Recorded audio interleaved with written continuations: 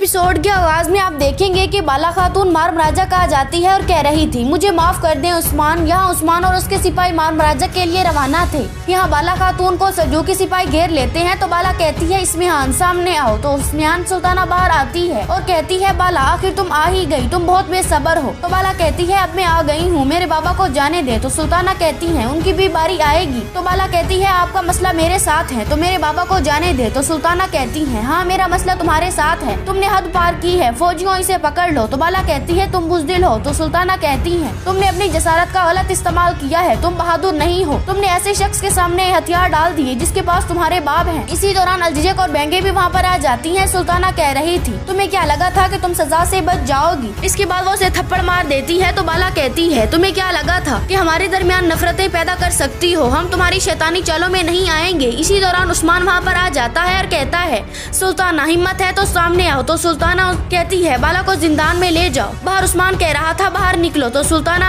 किले की छत पर चढ़ जाती है और कहती है तुम नीचे हो और मैं बुलंदी पर, तुम मगलूब हो और मैं गालिब। तो उस्मान कहता है जिन बुलंदियों को तुम छोती हो मैं कसम खाता हूँ इन्हें तबाह कर दूंगा। तो सुल्ताना कहती है जब तक तुम्हारे शेख और खातून मेरे पास हैं तुम मेरा कुछ नहीं बिगाड़ सकते। सुल्तान को मेरे पास ले आओ और इन दोनों को ले जाओ, तुम्हारे पास कल शाम तक का वक्त है। अगर तुम मसूद को ना ले आए तो 2 कब्रें तैयार रखना। तो उस्मान कहता है फैसला सिर्फ अल्लाह के हाथ में है। इसके बाद वो वहाँ से चला जाता है। यहाँ ओलफ के आदमी मौजूद थे। ओलफ कह रहा था कल शाम बहुत जबरदस्त दावत होगी। इसी दौरान फरींग वहाँ पर आती है और कहती है तो ये तुमने क्या किया है ओलफ। तो ओलफ कहता है मैंने ईसा के दीन के लिए लड़ने का फैसला किया है। तो फरींग उसे मारने लगती है और कहती है तुमने ओदीन से गद्दारी कैसे की, कारा लानत कभी हमारा पीछा नहीं छोड़ेगी। तो ओलफ कहता है नहीं फरींग ये सब खत्म है, ईसा के दीन ने मुझे एक बहुत बड़ी फौज अता की है। तो फरींग कहती है तुम कांता खुजैनुस के कुत्ते हो। तो ओलफ कहता है बस फरींग बस। यहाँ बाला खातून को जिंदान में लेकर आते हैं। तो बाला को देखकर शेख अदबाली कहते हैं मेरी बेटी को छोड़ो। वो उसे जिंदान में डालकर वहाँ से चले जाते हैं। तो शेख अदबाली कहते हैं तुम यहाँ क्या कर रही हो। तो बाला कहती है मैं ना आती तो क्या करती। यहाँ उस्मान कह रहा था